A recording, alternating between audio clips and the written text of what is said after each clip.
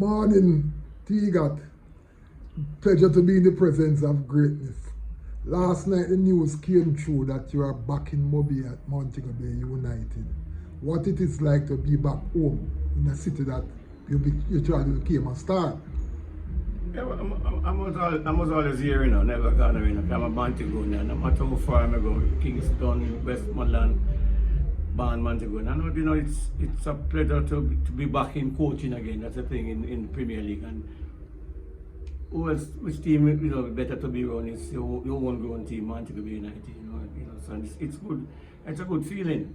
The last time you came to Montego Bay United, the team was in a spot of bother, and then you took the team to the title. Now the team is in third place. What is the short-term goal this time around? The goal is to win the Premier League, you know, but you know, you're gonna be a lot of challenges. You know, they're in a system already, so I just can't go in and just try and fix everything one time. The few bad things I have to try and fix, you know, the behavioral pattern, you know, the way they defend again, the way they attack, you know. So it's a whole complete. Me and Mr. Peart have to just sit down and the rest of the coaching staff and see our best. So what we're gonna do now, we're gonna reason with the assistant coach, Mr. Terwell. Get so in depth. We're gonna watch some more videos of the team and our opponent, and so best we can work. Okay. St.James football has been on a decline for recent time. And with people like you coming back into Montego Bay, it is going to build a great amount of expectation. What do you think it needs to bring back Montego Bay football to the glory days, the day when Tegat and Noah and Lottie were real stars? Have to find some more real Montego now. Remember when we used to play, it's all us and Moby playing the football. I don't think the youths them are being looked at enough. You know, so we need to find out those youth, find out some youth, like even from in Steve Buckner days when he was from over we were 13, 14 and start developing. Yeah, I can give Mount Pleasant that credit, because when you look at them even last night, the amount of youth you see coming on the team, so their transition is gonna be good. Some 16-year-olds, so that's what Moby United needs, to find some nice 16, 17-year-olds, because you know players' legs are getting weaker, as you know. So what we need to spend more time. You have the Hector Wrights in here, you have myself, the Lee Letman, and a couple more. You know, we need to find the kids and spend more time, so they can develop a brand football, so we can play. The people who are behind Montego Bay United now seems to have some very serious interest. We have not had this kind of vision around Montego Bay football since maybe Arvin Powell came in. How does it feel to find somebody from Montego Bay pushing some real money into the development of the sport? Putting the money is one, you know, but you have to direct it good. You know, you can have a lot of money, a lot of girls, a lot of everything, but if you don't channel it the right way and organize it, it's not going to mean nothing. So it's nice that these guys can come and put a lot of funds in the football, but we have all sit down and see what direction we want to go with this football, you know. So your money is well spent, you don't go to waste. Tegat, you are one of the most successful coaches in local football. But for some strange reason, you have never been called into the national program as a coach. Your resume now speaks loud and clear. Do you ever see yourself coaching a national team? How much would it mean to you to be selected as part of a national coaching unit? I always tell people, any coach doesn't aspire to coach a national team or in a national setup. It shouldn't be coaching. It shouldn't be coaching. Because all of us have something that we can offer. You don't have to be the head coach. You know, there's something there you can do.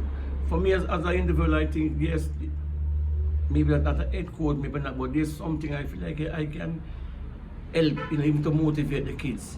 Because when you look around the world football now today, it's the past players, them, around the clubs, or the national team. Players have played to the highest level.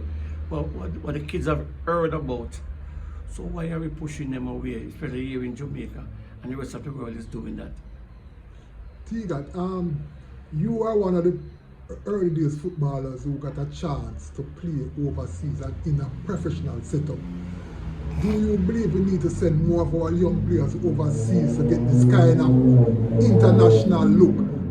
To become more professional? Yeah, but you have to develop them first. Send them is one. Because if you notice, they spend 2 years and come back. Or they spend a year and a half and come back. Why? Because the development process here is poor. They win the Manning Cup and they win the Dakar Cup and people say, oh, they're the best footballer and thing, but where's the transition to go forward out of Manning Cup and Dakar Cup? So I don't think we are doing enough job, a good job, enough. Leon Bailey was lucky, but he wasn't developing Jamaica. You understand? But if he was in Jamaica, he wouldn't even move. You understand? So we need to spend more time. When we find that those individuals, we know that, wow, they're so, if I can say, damn, special. You know, we need to spend some emphasis in terms of, say, we win 15 or 16 Dakar Cup title or 15, 16 Manning Cup title. And then when those competitions finish, you ask the question, where are these guys now? Tegat, at the time when people like yourself and Hector Red came through, there was no doubt that you guys were going to play national football. There was no doubt. Yeah, I tell you something, we were special. Yeah. We were special. What is different now with these youngsters? Is it that they don't love the game enough? Is it that they are distracted into other things? What is it that make a difference? Because you're the same Montego Bay, you drink the same water, you see the same people, you eat the same food. I don't think that the commitment what we have, the love, the togetherness, the passion we had for the football, we were fighting for a cause. You know, nobody had to tell us to go to training, what to do, when to go to our beds, don't drink and all certain things. We know what to do. We wanted to create an impact then. So even the Jamaica national team that went to the World Cup, it wasn't by just flukes. We built it because that was our aim. So when we let the button to West guys, and because I remember that when we were growing up, you know, I played for national team, we had the Bibi, the Nandilos, the Walter Boy, the Fabian Davis, the Messam, and the transition, they went to the national team. So this is a problem now. We're our transition to our national team with our players. Right, yeah, I think you're quite right there, Tegat.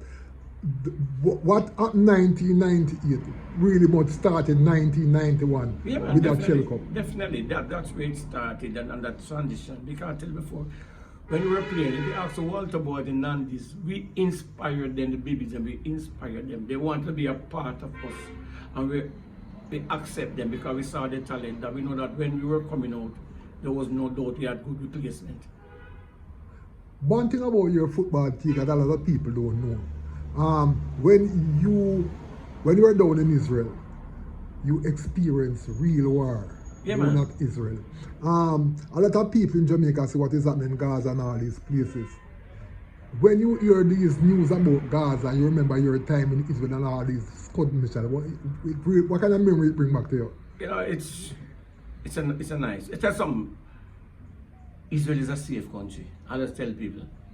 People might say, well, because of the war and all. Because even one of my coaches, before I leave, he said, we will send his dog down to Israel when I was going. I just laughed. But, you know, it's a nice country. These people secure their people. Yeah. I've never slept with my door, my window closed when I was in Israel. You know, and they taught the people the protective thing. So if you see a bag on the street or whatever, you don't just run. I'm going to pick like us in Jamaica. If you see a bag or something, just run and look over nosy. It could be a bomb, or, you know, because, you know, when I was coming from school one day, there was a bomb in the mall where we used to go hang out, you know, after we done practice. And I saw a robot just went inside, took up the bomb and burst it and come out. So those are the things, you know. I was scared that, you know, because I've never heard bomb. I get gunshot licking in Jamaica, so most of the says, well, that man said my bad man in Jamaica, yeah. I don't like them spend 1 year, but I don't like Iraq or one place there. Bomb a lick for them, no real fear, because when I heard those things, then time, you know, the gas, I had to put on my mask and all those things and find myself in a little room, tape down, after urinating there, defecating there, eating, that one room can't come out, you know. So, you know, at that time I really wanted to come to Jamaica, so I really rather die. So I'm going to die in my country because I'm a patriotic Jamaican now. You think the fact that you had to leave Israel prematurely interfere with your career? Because Israel probably will be a stepping stone to deeper Europe. It's a yes and no, because guess what? Me coming back to Jamaica, I brought back glory to Jamaica. And, you know, sometimes your skill coach at me say, Tegat, you know, you're a national treasure, and Jamaica don't really laugh, because he's one. Because the truth of it, he said, I single-handed all of a good player, but single-handed was much stronger than all the players in Jamaica when I came back from Israel. A little known secret in Jamaica football is the fact that it was probably your goal that saved the national program so that we could continue into 1998 World Cup. A lot of people don't realize that, you know, that when I scored, you know. It's like, you know, look at football in Jamaica. Even that day when I spoke to Al Grimson, when he was looking on the archives, everything's about from 98. Nothing about us. And I think that with Jamaica going wrong, they don't document nothing about us coming straight up. If I ask a lot of journalists now, and I wish none of them gonna hear this, how many goals Jamaica ever scored, they can't tell you. They don't know how much goal Jamaica scored. They might can't tell them how much goal Tegat scored, or you scored, or Walter Boy scored, but in overall, how many goals Jamaica scored, they can't tell you. Because they don't do their own, they just, you know, and that very important goal that you scored that kept Jamaica in the 1998 campaign, was it against who? Suriname. What was it? Suriname. Yeah. Was, you know, Jamaica needed a point from that game. We need to win that game. We need to win that game, and it just come at the right time. And who else could have done it? You know, it wasn't me, but it was a good teamwork, and all of us were focusing. Because before, our plan was World Cup. Yeah. World Cup, and that's, like I said, it just happened by chance. No, from the first time we put on this Jamaica thing, it's like we say, yes, it's a pride. So we broke our foot. I broke my foot 3 times for Jamaica. Most people not even know. You know. I know of one case where they leave you on the sideline in the rain. Sideline. People say, Tegat, what you represent now? It's my country. I love my country. Yeah. You probably have not got the real recognition that you deserve from Jamaica. But in 1998, I remember I spoke to Captain Burrell, and he said that him don't care who is not going to the World Cup, but Tegat going.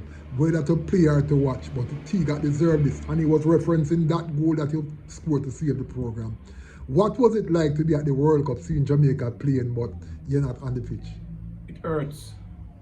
Honestly, it hurts, because when you watch a lot of players, they were injured. They were injured and couldn't play. And we have like 7 of us, you know, 7 of us. And I was in the best shape of my life.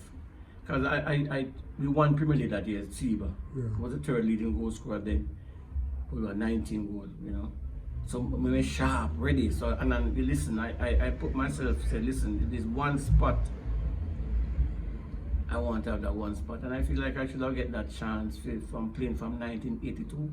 I should have get even 10 minutes to finish my career in style. But nevertheless, it was a good feeling. Yeah, and you saw old Roger Miller from Cameroon at 38, exactly. And you're a younger player. Exactly, but it was a good feeling, you know, watching the guys them played, and you know, the whole emphasis was on the feeling. It's about seeing the Jamaican and the support of them mingling together. It good feelings. Since your time, Jamaica's football has transitioned somewhat. For 98, we had 3 English-based players. Nowadays, it's dominated by English-based players. Are you looking to the day when our football reach back to the level where we have more local players than the national team? I'm looking. I was telling someone the other day, so when we were playing, no English-based player could make our team. I see the same reason for these guys, but when they came and see the caliber of player we were on, what football we were playing, they had to get back. So I think again we dropped the button. One, we need to have a local-based team training regularly, like in our time, even 3 days a week. So we play match on Sunday, send them out to and play their game, come back in camp Thursday, Friday, Saturday, to keep them going. Because again, we weren't strangers playing in the national team. Because every time I came call, it was the same players over. Walter Boy, Twinnibug, Donald, Hector, the Agla, the Badders, the Gaddafis, Linval Dix, the Warren Barrett. So we develop a chemistry. And as you see, the World Cup team is the same set of players were there. Apart from me out, you still have the Warren Barrett, the Tatis, the Linval Dixes, and those players. So that chemistry was there. Didn't change. So we need to get back to that. And don't tell me that the local based players are this and players be like that. You have to start giving them a chance to get by that confident level to keep them close together. Tegat, your career at a lot of high points. Caribbean Footballer of the Year, leading goal scorer multiple times, Premier League champion. When you look back at your career, what would you say is the happiest moment in your career? All of them, you know. All of them. You know, listen, I know I was born special. So, with everything I do it for the glory of God. Two, I play for Jamaica, my club, SEBA, whoever. I don't pick, people ask me which one your best goal. No, every goal is my best goal because I say, listen, if I don't score from a country or SEBA or whoever I play for, then can't win. So if I have to pinpoint a goal, I leave that to people. Morning. Morning, Crystal. So you don't have no special game, no special goal. All the moments are special to me. Yeah. All moments. The fact that you're back at Montego Bay United now, how will that affect your association with Russies? Because you started as a coach last year. No, because this is for 4 months, you know. So I will have time. This is for the season. You know, depends on now. Then after the season, when maybe they sit with the Montego Bay United. But for now, it's 4 months. So I'll have time with the Russies team. It's not going to affect my progress with them. And you're still a relatively young man, Tegat, and the world is still at your feet. You ever see yourself coaching outside of Jamaica in the Caribbean, because you're a legend in Caribbean football? Definitely. That's why even now I'm doing my A license to develop more. You know. When I'm in the class, I'm going to be 63 July, and the coach are saying, boy, Tegat, I can't believe you still have that passion and that drive. Yes, I just feel young because of my age, because with who I'm around. And I see where I can help the kids, and I just hope God just keep me that and give me that energy to just keep going. Yeah, man. Thanks, Tegat. Thanks for your service to Jamaica. And I just hope one day, when I have this Heroes Day award, we'll see Tegat walking up to collect one of those prestigious national awards, because you have served your country well. I just want to say again, because I just love saying this, and I'm so passionate about it, about this crime and violence. It must stop, because we're losing our younger, youths. And I think we could have get more athletes, or could have come out and do more practice, or because of the crime and violence, or whether this peer pressure from whoever, hindering them from doing what they want to do. So I just keep saying crime and violence must stop. And for the West to develop, people, let's say the West strong, Jamaica strong, and I strongly believe that. Yeah. So in the West, we just need to do better, cut down after crime and violence. Sometimes in your quiet moment, you sit down by yourself. You ever wonder if you're going to see the day where you're going to have a triplet at Jared Park, where you finish at 12 midnight, and everybody go back happy, no violence, no nothing. Have you that in mind? We were talking about it the other day. When I went to Jared Park and see the state of how Jared Park is, we were talking about it. And I think one day maybe just happen, but something that will just be, have to clear up who up here, have to get their hacks together. And speaking of Jared Park, Tegat, and even the Montego Bay Stadium, I remember back in the days, the Jared Park closed up for a very long time, and the people of Montego Bay actually opened the park themselves, mark back that field, and restart the football at Jared Park. That was passion. Boys, girls, men, women, everybody came out and mark back that field and play Premier League semi-final there. You believe that we have lost the passion? Is it that we have lost the football passion in Montego Bay? We lost it. First to comment, Harmony Park, which was dump up. If you walk there every evening, you could have seen 10, 15 games played. People training there, people find their love there, people studying there. Now they build Harmony Park and they don't put back a football field over there. So where you're going to play? No worry that there may be UDC going to be turned to the waterfront. Now Jared Park is So you can say if these things are designed, so where the kids gonna play? On the cell phone? Or you gonna make them pick up the gun, as I said, you know, you don't want, you have to find back a playground for us in Montego Bay. So even the Harmony Park, they need to find some way to put some football over there. Not just a basketball, because we're not basketball fans, so to speak, in Montego. We are footballers, that's what passion. George Park must be fixed so people can walk there again complete. Yes, we have a stadium by the catching on. It alone can't work. Finally, Tegat, the history of Montego Bay and Montego Bay football is not properly documented. So the current kids will walk past heroes on the street without knowing. What you believe as like the municipal authorities, what do you think they should do to kind of, is it that we need a wall of fame in Montego Bay like down at Sunfest, where the stars, what is it that we need to yeah, that's a good point, you know, but we need a library where some people kids can go on and look. Listen to me, it's a shame for so many great players, I'm saying great, in Montego Bay, and I say people don't know, no, there's nothing to go and look to see, or you know, or nothing documented. Say, wow, those were the great. But just like you can see the Marcus Garveys and the Sham Sharks and things. Come on, what we need to do better. You know, look at even boys club where I used to go as a kid. Now I see the doors are closed. You can't be like that. No, we have to do better in Montego Bay. Yeah, and Montego have to take up Montego responsibility. Thank you very much, Tegat. Yeah, man. Full blessing, my brother. Yeah, man. Love you.